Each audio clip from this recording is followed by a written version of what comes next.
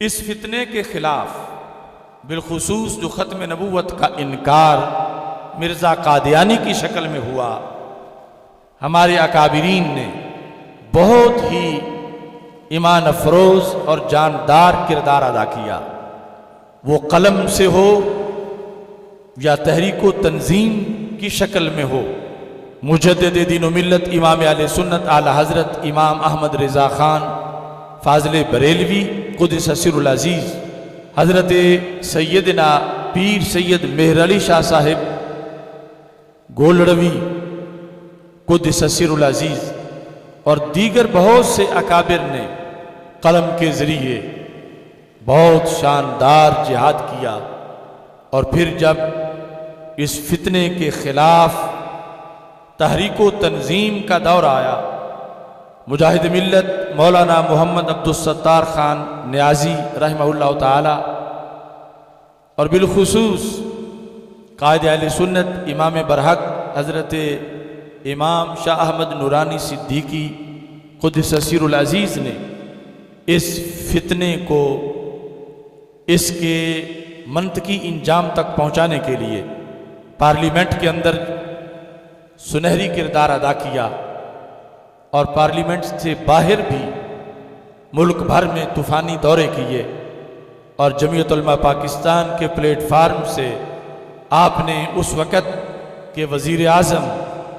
کو قائل کیا، اور اس کے نتیجے میں وہ قرارداد منظور ہوئی کہ جو ہماری پارلیمنٹ کے لیے قیامت تک عزت کا نشان ہے۔ اس کی ابتدا میں دوسرے چند ممالک نے پھر قرارداد قادیانیوں کے خلاف منظور کی، لیکن سب سے پہلے یہ صحرا جس پارلیمنٹ کو ملا وہ پاکستان کی پارلیمنٹ ہے، اور یہ کردار ادا کرنے کا سارا صحرا حضرت قائد اہل سنت مولانا شاہ احمد نورانی صدیقی رحمۃ اللہ علیہ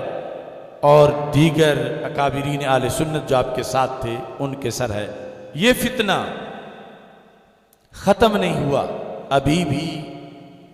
بڑی تیزی سے، چونکہ اس کے پیچھے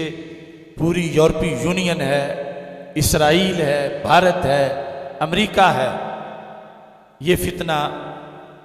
آگے بڑھ رہا ہے۔ 7 ستمبر کا دن منانے کا مقصد ایک طرف تو اپنے اکابرین کو خراج تحسین پیش کرنا اور ان کو ایصال ثواب کرنا، اور تمام شہداء ختم نبوت یہ آخری عہد تک جنہوں نے اس مسئلہ میں اپنی جانیں دیں ان سب کے لیے ایصال ثواب کرنا اور انہیں خراج تحسین پیش کرنا ہے، اور دوسری طرف نسل نو کو اس بات کے لیے تیار کرنا کہ فتنہ انکار نبوت ختم نہیں ہوا، ابھی اس کے مقابلے میں بہت سا کام کرنا باقی ہے۔